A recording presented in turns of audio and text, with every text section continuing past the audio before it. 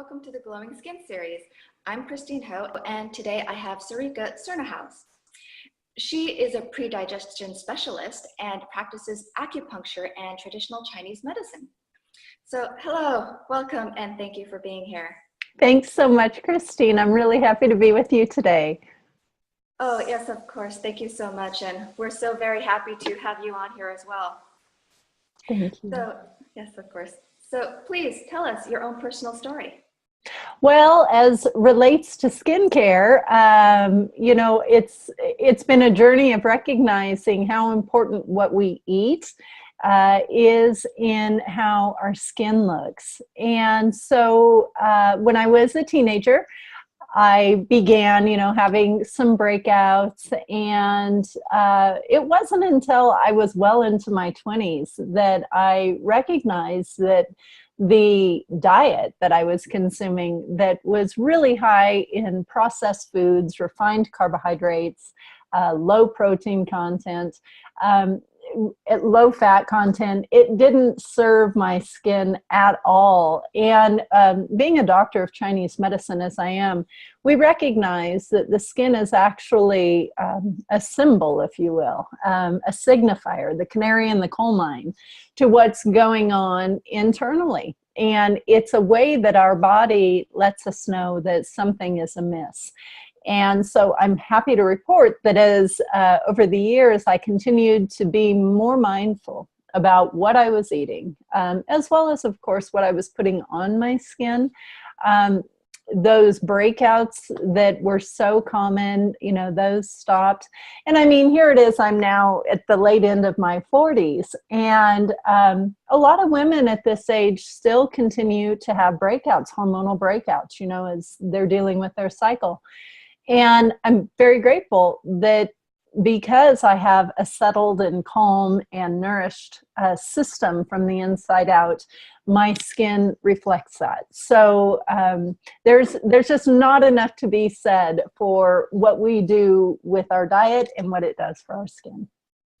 Oh, yes, of course. That is something that I can totally understand, how much diet and how much all of that influences our hormonal balance and how it helps us in the long run too. It does. It's an interesting thing because I will have patients come in and say, oh, I'm breaking out here, or, or that, oh, my daughter is breaking out this way. And it's amazing to me how many practitioners do not address the diet. They say you can eat whatever you want. And that just simply isn't true. That, again, this is nothing more than a sign from your inner working saying something is not quite right. And so when we can make sense of what those signs are, we can really begin to adopt some change. Of course, that makes perfect sense. So definitely, please tell us, how does acupuncture and TCM, traditional Chinese medicine, relate to skincare? Well, as mentioned, Chinese medicine recognizes that this is kind of the flower to what's going on internally. The skin is what is called the flower of the metal element, which correlates to the lung and the large intestine in traditional Chinese medicine.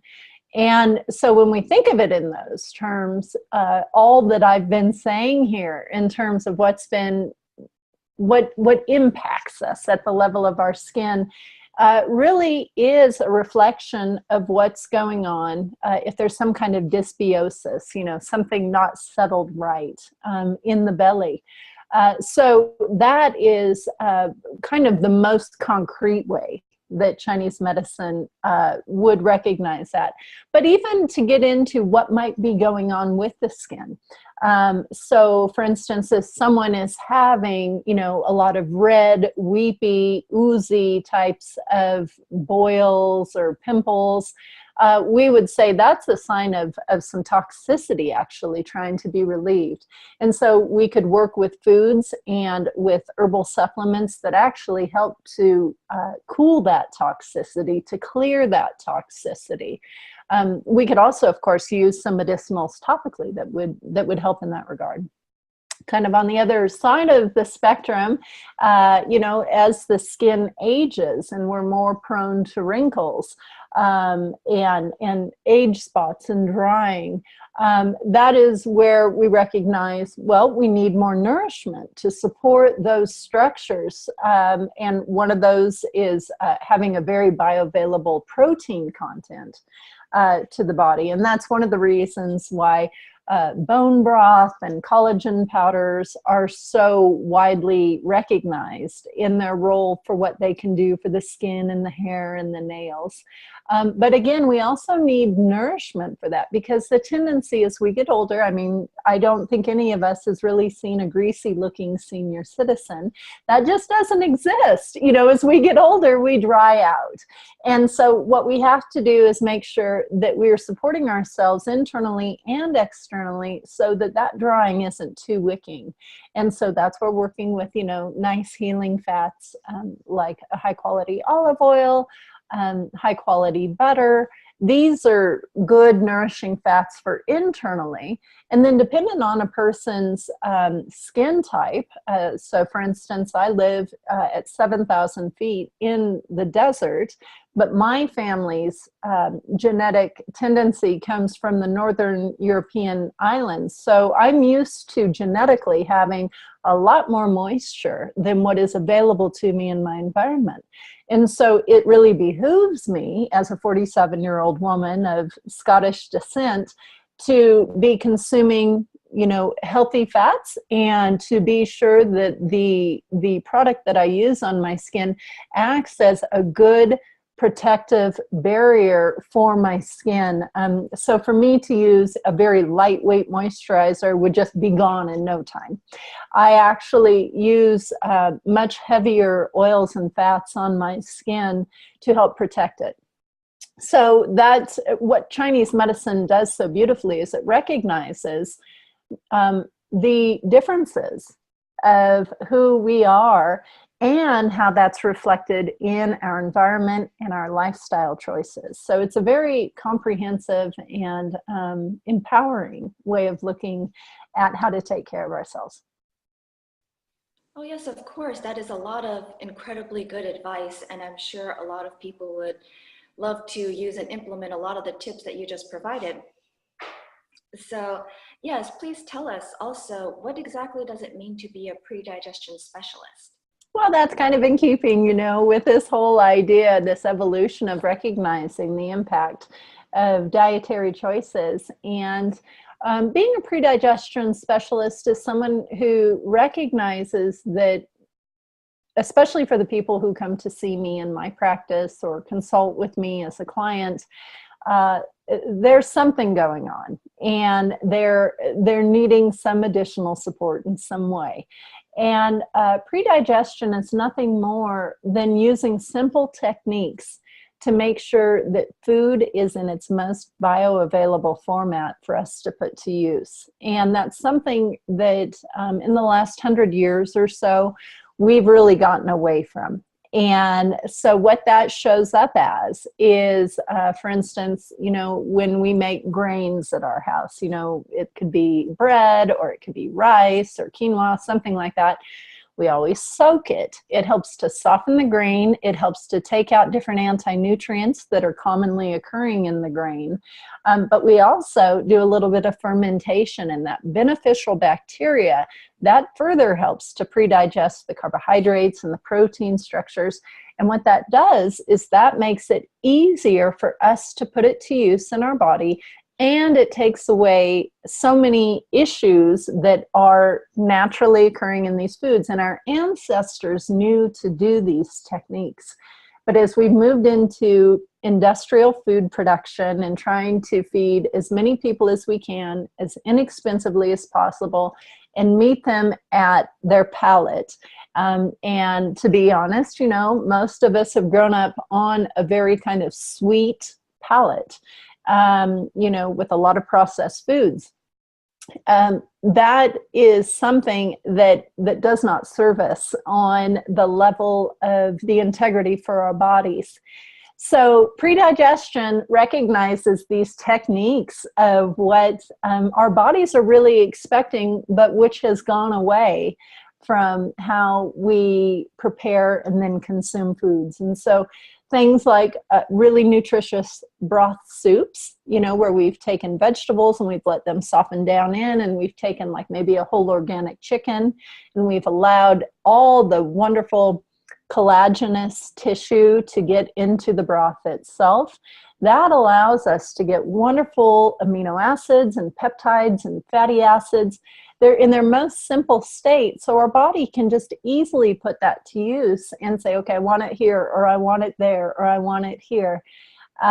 So broth-based soups are one of these pre-digestion kind of techniques. As I've mentioned, the soaking and fermentation of grains is another. So sourdough bread is an example of that. The sourdough bread most of us know, though, is not something that has been truly soured through a fermentation process. Vinegar has been added to an enriched wheat flour to give it a sour taste, but it's not doing anything to actually make that grain, that gluten, broken down. So we also do these techniques around nuts and seeds and beans, because in all of these natural foods, there are certain components that can get in the way of our digestion. And so again, just soaking, a little fermentation, if you want to do a little sprouting, all of these simple techniques that don't take any really of your time. You just have to set aside the time for those methods to work on their own. They just make the food so much easier to digest. And that is cornerstone to helping people when they are challenged in some way. And to be honest, Christine, most people are these days, because we've now had multiple generations of people eating processed foods. And there is a genetic impact that continues to happen. And so I'm trying to help break that pattern and help people to truly be healthier from the inside out. Oh, yes, of course. So would you actually even be able to determine and help people to know like which of, you know, because you mentioned so many different kinds of techniques, Methods. Yes. methods too, about like, well, not only, you know, those exact methods, but maybe even other foods that can work better for them, or, you know, because some people, they're built so differently. Some foods just work better and some foods just don't work as much. Are Yeah. you determine all of that with each client and customer as well?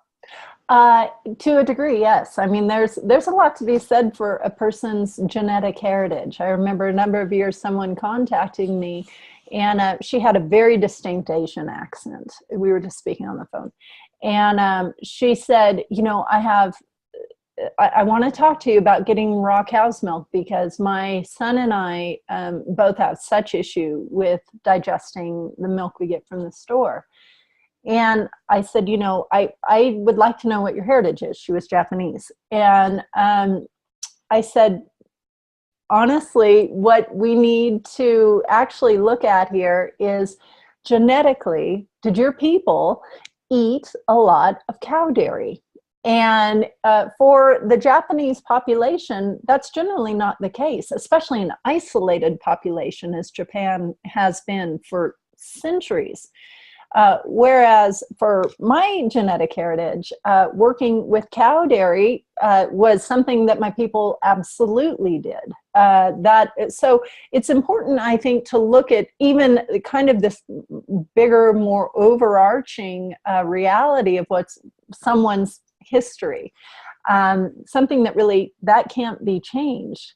But, you know, the folks that come to me also, sometimes there's a very significant challenge that they're having. And so that's where also maybe looking at doing some food sensitivity panels is a good idea, because when there is so much challenge happening at the level of the system, sometimes you have to dig quite a lot deeper to make sure you're not exposing that person to something that, even though it seems like it should be healthy, like broccoli or blueberries or whatever, for that person, that might be a sensitivity and they need to avoid it for a while.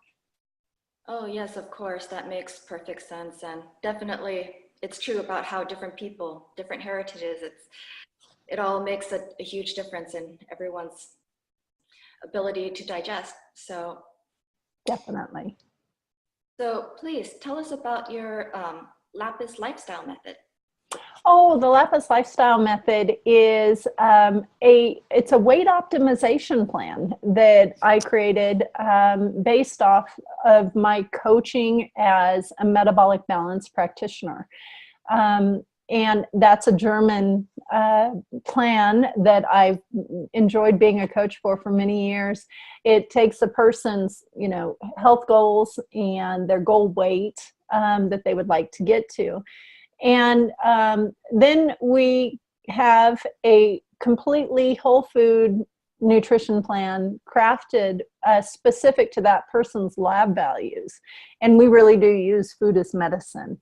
And I coach people through that process. One of the things, though, that over the years I came to appreciate is that when it comes to reaching an optimal weight for someone, it is oftentimes more than simply what we're eating that is having an impact. There are other lifestyle choices that we make, things that we bump into that are also obesogenic. They cause us to put on and hold on to weight. And so the Lapis lifestyle method was designed so that I could help people to see a little bit more broadly about other choices that they're making in their lives that will impact what they're doing in terms of reaching and then maintaining their goal weight. I was just on the phone with a client in Canada this morning, and she just had a season of cold after flu after cold, and this has been a very challenging year for people. And so she's not been able to exercise for 4 months. And even with that, it has been so beautiful to watch her continue to gently, slowly get to her optimal weight by just using food as medicine. So it's a wonderful thing to be able to help people that way. Oh, yes, of course. It's always so rewarding when you can actually see how much people benefit from your teaching. Yeah, definitely. So what are some signs and symptoms that you would recommend for people to use TCM and acupuncture for wellness and prevention? I think most people come to acupuncture when they have kind of exhausted many other efforts, when in fact, acupuncture and herbal medicine can be an incredible support for somebody before they think they're not well. And once they are not well, they've got aches and pains or, some kind of challenge to digestion or sleep. It's amazing how across the board acupuncture can be so powerful in supporting people. And so in my practice, I really like people to just kind of come for almost like a tune-up, if you will, where I've given them good lifestyle direction on what they need to do away from seeing me and not needing to see me too often. But then when they come to see me, it lets their body do a deep reset, and it allows them to get into a relaxed, deeply relaxed state where the body goes into a deeper level of healing, and then we just keep the momentum moving on the good that they're doing in the life away from treatment.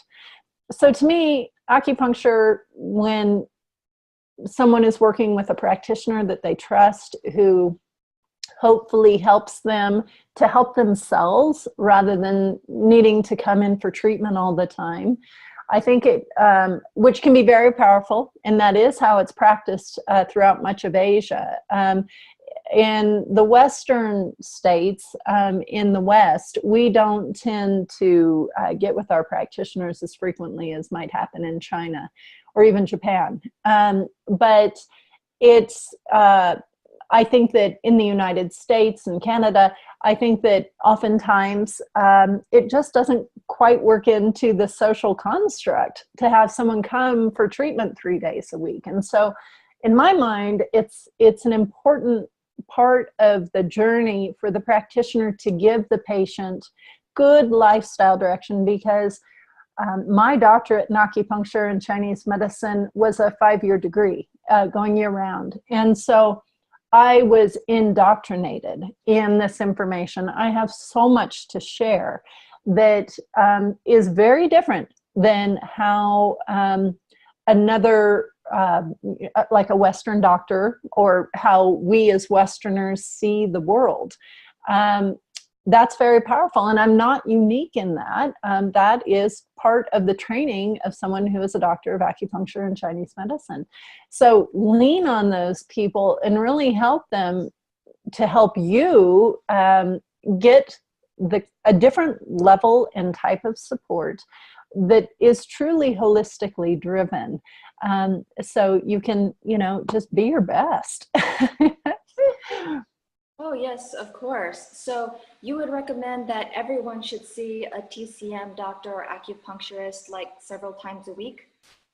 No, not several times a week. No, I think that is cost prohibitive for most people. It's also prohibitive in terms of their time. We're busy, and and we don't have generally acupuncturists on every corner. So no, what I'm saying is I think people should go see acupuncturists. But really, to me, a good practitioner also involves educating the patient in how that person can take care of themselves away from treatment, so they don't need to come in as often. So building a good rapport with your practitioner is, I think, incredibly important.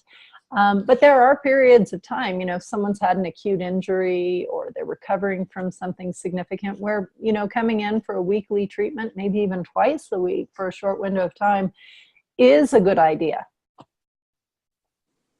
Okay, yeah, that makes a lot more sense, actually. Yes, yeah, I don't think too many people can come in 3 times a week or anything. No, it's not always so practical. And which isn't to say, we now have these community acupuncture clinics, which are much more low cost. They're also, there are no frills, you're in a group setting generally, you're sitting around in recliners and you're having, just a few points used on your body.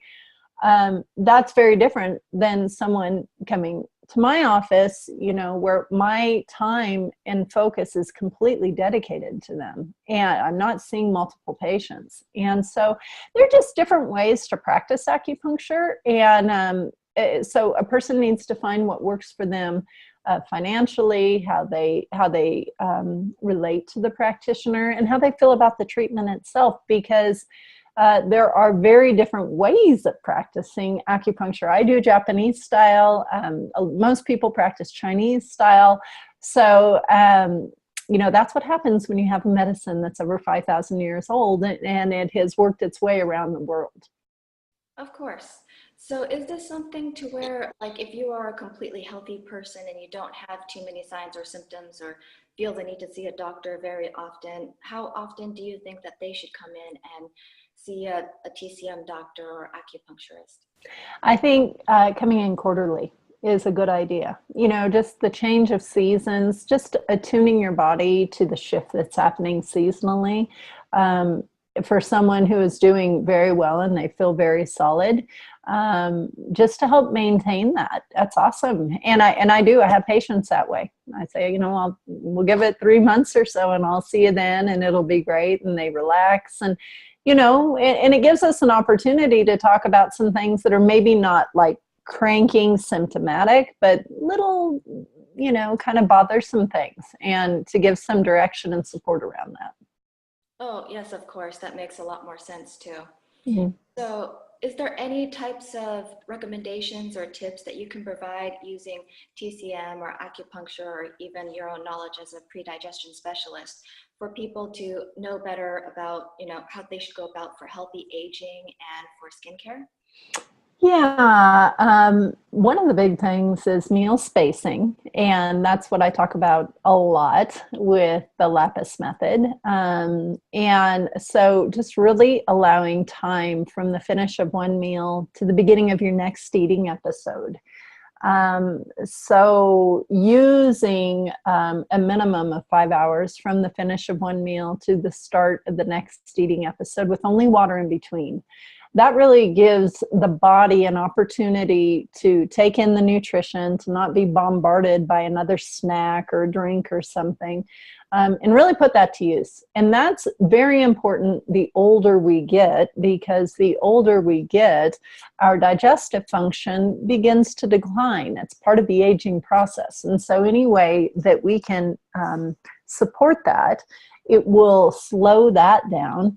Also, it's an incredible oxidative stress every time we eat. It's something we have to do, but it is a stress on our body. And we know that oxidative stress is incredibly aging. And so even though we have to eat, we have to recognize that when we do that, it's a lot for our body to take that meal and put it to use in our body and make it part of what we need to for new healthy cell function. So the meal spacing is important, making sure that when we do eat, that it counts, that we're eating nutrient-dense meals, but not huge meals. That is also very stressful on the body. It puts a big burden on the system when we have these types of meals that, we have to go take a nap after. So we don't want to do that. And also using a lot of stimulants and downers are also quite taxing on the system, especially the older we get. So not having too much caffeine, not having caffeine on an empty stomach, that really messes with our blood sugar. And then also alcohol, as a downer.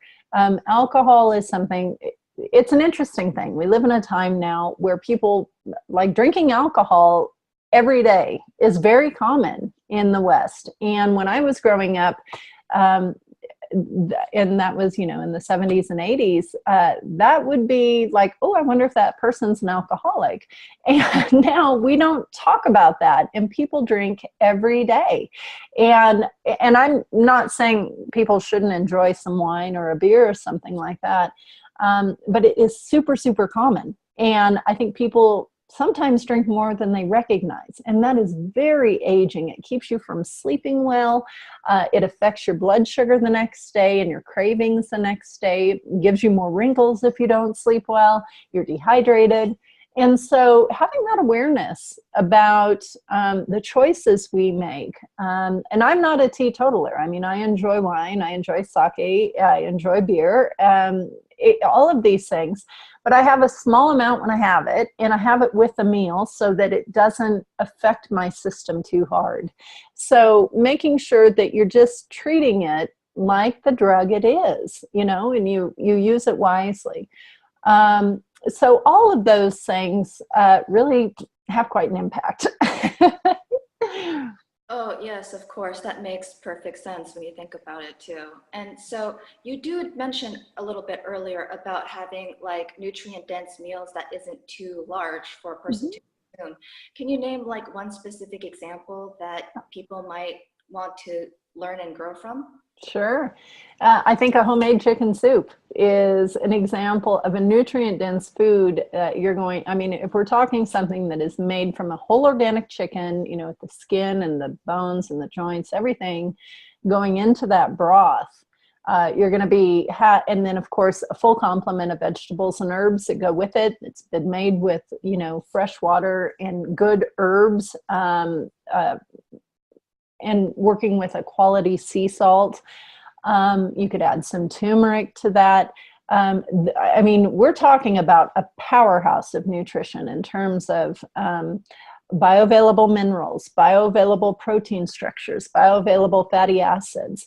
All of that is going to be present in a very humble, delicious, easily digested bowl of homemade chicken soup. Oh, yes, of course. And that sounds so incredibly good and delicious too. I know, doesn't it? I have something similar waiting for me at lunch. Making me envy you a tiny bit now. Yeah. Yes. Yes, it's made with organic turkey. But it's great. My daughter had some last night. Oh, Mom, I love this soup. Oh, well, that sounds so nice, actually. So, can you tell us, what are you most proud of from 2017? I would say many years ago, I did the deep dive and did my master's program in traditional Oriental medicine. And that was a 3,500-hour program. And in the wake of getting that completed and getting my licensure in 2001, the school then developed a doctoral program. And so last year, I did what was needed to complete my doctorate. And so I am happy to say now I am a doctor, and which has been great because it's been fully, within my scope to practice as I have. But it's nice to finally have a doctorate under my belt. Oh, yes, of course. That's something that everyone should be proud of if they have it, right? Well, it's funny. Pride is a word, and proud, it's a word I don't really use. I just feel, it's so important to just do the best that we can all the time to make our life the best that it can. It's our shot at this.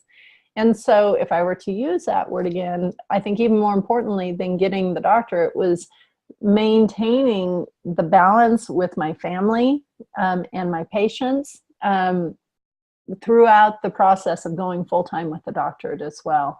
And I couldn't have done that without the wonderful support of my husband and my kids, which is terrific. But also without the support of my body by taking care of it with good nutrition. I'm 47 years old. That would not happen for a lot of people my age. They just couldn't handle all of it, plus seeing patients and, having online work and all of that. So it's because I have a rock solid, awesome family, and I feed myself really well. So I encourage people to do that. That's why I'm spouting on about this. It matters. It makes all the difference in what you can do to fulfill your best destiny. Oh, yes, of course. That's all incredibly good advice. And it's very kind and solid, especially since you have such a wonderful, loving support system with your family, too. Which is great. Yes, of course. And very good advice you're giving about all of it, too. So, yes, please tell us, what are you most excited about for 2018? Recovering. I'm just kidding. No, it's good to be done with that.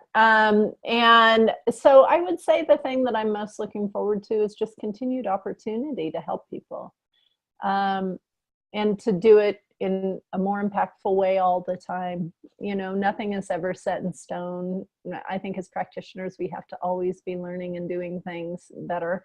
And as we learn, we have to go out and share that with people. And so to me, just the continued opportunities ahead. Oh, yes, of course. That definitely makes a lot of sense. And it is something that it's very good to be excited about everything that comes up that you don't know about yet. That's right. I know, you just keep planting seeds everywhere and making great connections, so that we can just make this human experience a better one. Of course, just do your best as you can. That's always good advice. Exactly. Yes. So please tell us more about your free gift. Well, we talked a lot today about, we talked about Chinese medicine, and we also talked about meal spacing and how important that is. And so I have actually one gift that I think is going to be well suited to everybody, to help them see themselves in some of the theory of Chinese medicine. And so it's a 5-element opt-in. It's an opt-in to my list so that I can educate folks around how to see themselves with the 5-element paradigm in Chinese medicine. And it's a really neat thing. I was speaking to another practitioner in Albuquerque yesterday, and we were talking about her husband and how he is such a carbohydrate lover. And I said, well, it makes sense. When you look at him, I know him. I said, he's an earth element. I mean, he comes by it naturally.